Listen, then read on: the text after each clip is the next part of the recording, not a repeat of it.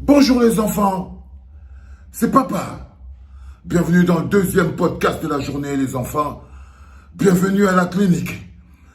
Les enfants, je vous présente cette image que vous voyez là. Et je te la présente à toi, Nkogne Cabral Libi, président de PCRLN. Cette image que vous voyez est la vue aérienne du meeting, le méga giga meeting organisé et reporté et réorganisé par Nkogne Cabral Libi, le président du PCRN.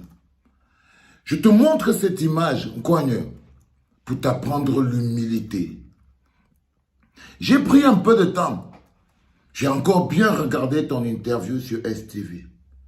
Quand tu vois la vue aérienne, tu comptes même pas 10 personnes. Hein.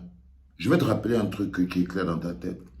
C'est qu'à la première marche du MRC, lancée par le président et le Maurice Kamto, nous avons été arrêtés à près de 800, 900.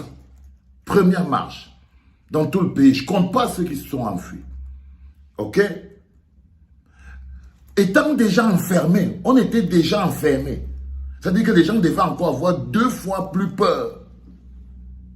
On devait avoir 2 fois plus peur. C'est-à-dire que si le peuple était ce peuple-là, il devait avoir 2 fois plus peur. Mais on a fait une deuxième marche lancée par le président élu Maurice Kamto depuis la prison. Deuxième marche lancée par le président élu Maurice Kamto depuis la prison. Après les premières condamnations, ils ont été arrêtés à combien? Plus de 600. Donc imagine-toi à chaque fois que si on a arrêté 600, 700 personnes, ça veut dire qu'en d'autres termes, ils étaient au moins 2000 dehors. Et tu es venu sur STV, tu as humilié l'engagement politique. Tu as humilié l'effort que fait un homme politique.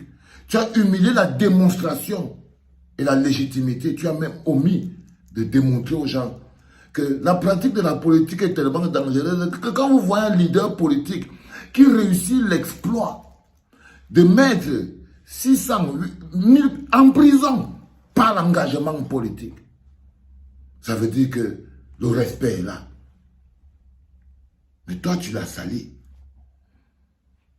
Et ce qui est encore 2 fois plus humiliant, c'est que tu fais la pichenette villageoise, c'est-à-dire tu fais la pichenette du mec qui a pris la honte et l'a donné au chien.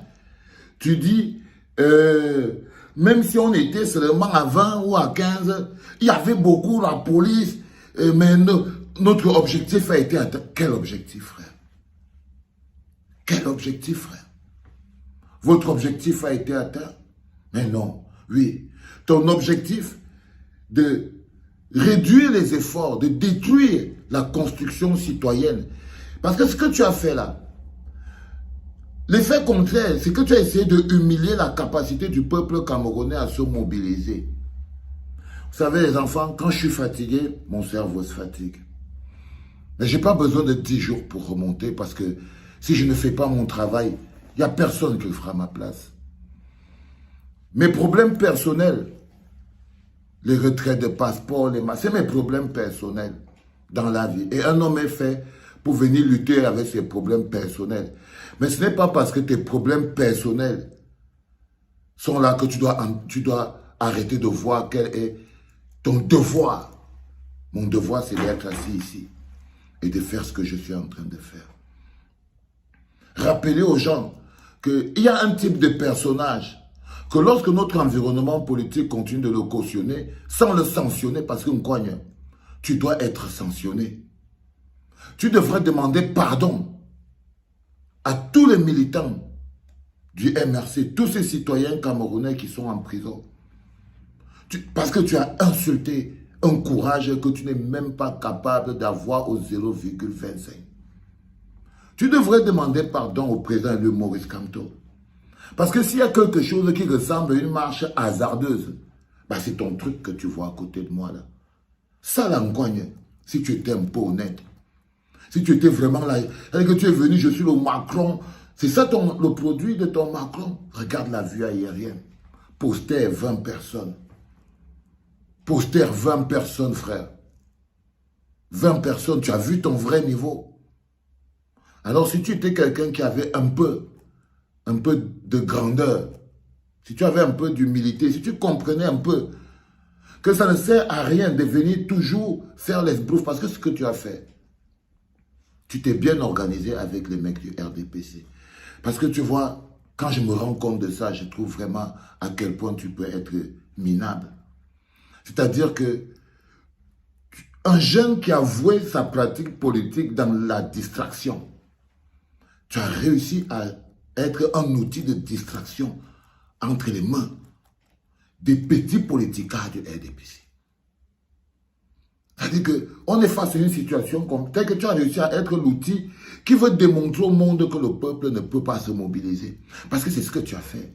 Tu as essayé de détruire l'image même de la croyance qui existe entre les populations et les hommes politiques. Tu as voulu démontrer que ce n'est pas tellement possible. Tu as voulu ressalir les efforts. Et ça, on est au lendemain d'un mouvement social du peuple qui aujourd'hui est encore en prison et que tu as traité de marche hasardeuse. Tu te rappelles de ces paroles, Nkwagne? Le jour où moi je déciderai d'organiser une marche, voilà la vue aérienne de ta marche, hein, Cabral. Viens ramasser ton caleçon ici à la clinique, mon petit. Voilà la vue aérienne de ton potentiel. Ça, c'est ta capacité. C'est le reste. Déjà, quand tu vois tout ça, il faut savoir de quoi c'est le résultat. C'est le résultat de ton cœur. Parce que tu as un mauvais cœur. C'est le résultat de ton programme politique. Parce que tu n'en as pas. Donc, comme tu vois comment c'est vide là, si tu représentais quelque chose en termes de vision ou de projet politique, ça se verrait là.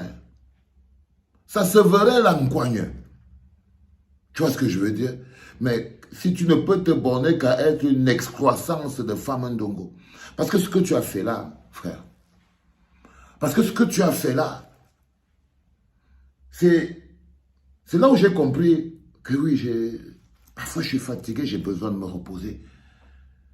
Parce que je me suis demandé comment j'ai pu laisser ça aussi simplement. Comment je peux voir Nkwagne, après tout ce que tu as dit comme insulte, après tout le mépris que tu as manifesté vis-à-vis de la souffrance, tu m'as accusé, moi, d'avoir participé à une marche hasardeuse, sans fondement, parce que j'étais parmi les manifestants et j'étais en prison. Tu t'es assis devant la télé, tu as dit que non. Quelqu'un ne va pas venir s'asseoir devant la télévision et dire retrouvez-moi au carrefour, Tamzou, et sans savoir. Toi, tu as fait comment?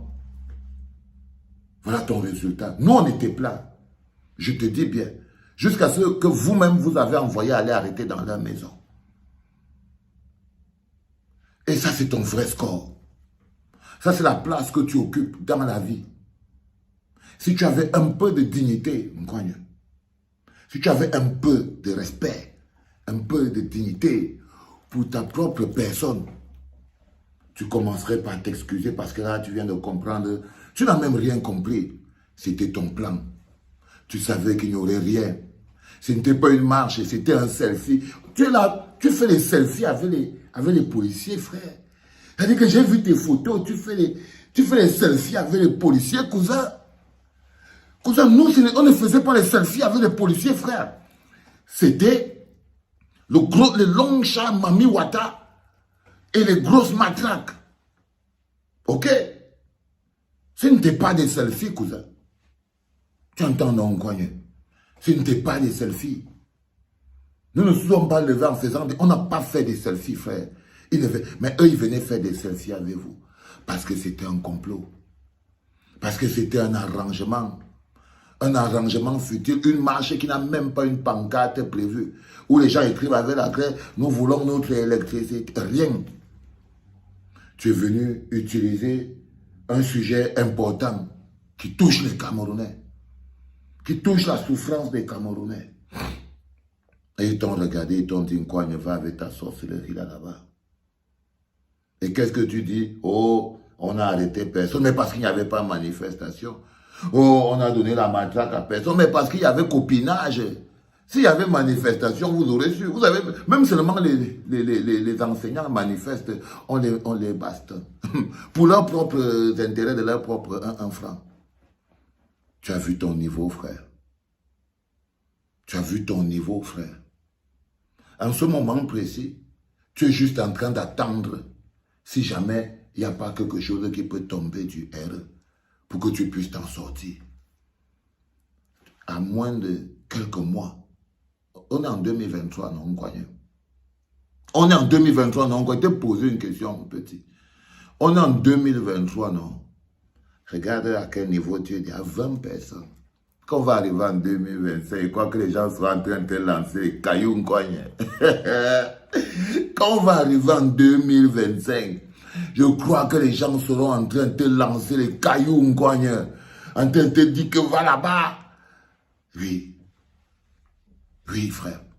Mais je voulais attirer ton attention de manière personnelle pour dire que si tu es un homme, si tu es un être humain, tu devrais t'arrêter et dire, un enfant ne fait pas le travail des adultes. Parce que là, tu ressembles à un enfant qui essaie de faire le travail des adultes. Un travail que tu as osé insulter. Plus de 1000 personnes à l'espace de quelques jours, des marches annoncées depuis la prison. C'est-à-dire qu'un bonhomme est en prison, il dit aux gens, sortez marcher. Les gens savent qu'ils sont en prison. Ils savent que comme ils vont aller marcher là, ils vont aller se retrouver en prison. Ils le savent bien. Que comme ils marchent là, ils vont aller se retrouver en prison. Mais ils sortent quand même. Tu dis que c'est les marches hasardeuses. Tu dis que ce sont les marches hasardeuses, frère. Un bonhomme a plus de 600 personnes en prison. Il fait un meeting d'installation. Il y a plus de 5000 personnes. 6000 personnes. Tu parles de quoi, frère? Tu parles de quoi, frère? Parce que ton objectif, c'est de montrer cette image d'un peuple faible. Un peuple rampant. Un peuple qui se satisfait. Regardez, il part demander l'électricité. Et comme il est rentré là, il dit que son résultat a été atteint. Il dit que son résultat a été atteint. Oui, parce que si c'est ça, on ne sait pas dans ce qu'il était. Ça veut dire que son résultat dans ses poches. Tes résultats dans tes poches, quoi. Ton vrai score est là devant toi. Si tu avais seulement un peu, quelqu'un qui apprend un peu les choses, tu viendrais dire, les gars, excusez-moi, monsieur le président élu Moïse Kamto, excusez-moi, vraiment, je m'étais laissé aller. Quand le cœur parle, c'était Famandongo qui me poussait. Tu dis ça, on passe sur ça, non? Dis que c'était Famandongo non, qui avait écrit le papier là. Finalement, tu es devenu autonome, tu es devenu bon. Tu es devenu bon, un bon outil de distraction. Mais là, tu vois bien qu'ils ne veulent plus. Ils ne veulent plus te donner de la force. Avant, ils te donnaient de la force, non? Avant, ils te donnaient de la force, on cogne. Aujourd'hui, ils ne veulent même plus te donner de la force. Même de la force. Tant que tu ne peux pas te distraire, tu ne sers à rien. Alors là, je voulais te montrer la vue aérienne de ton meeting pour que tu voies ton vrai niveau. Et que quand les gens parlent, ils parlent des affaires de citoyenneté, de politique et tout, ta place est malheureusement la place du traître. Parfois, je me posais des questions, mais je sais, tu ne peux pas être plus que ce que tu es là. Il n'y a plus rien à attendre de toi. Tu es arrivé à ton maximum langue député. Après, c'est fini. Donc, si je suis à ta place, quitte derrière ces choses-là. Quitte derrière ces choses. Franchement, parce que je tenais à te le redire. Je vous ai dit, les enfants, je suis quelqu'un que j'ai mes propres problèmes. Ok? C'était papa.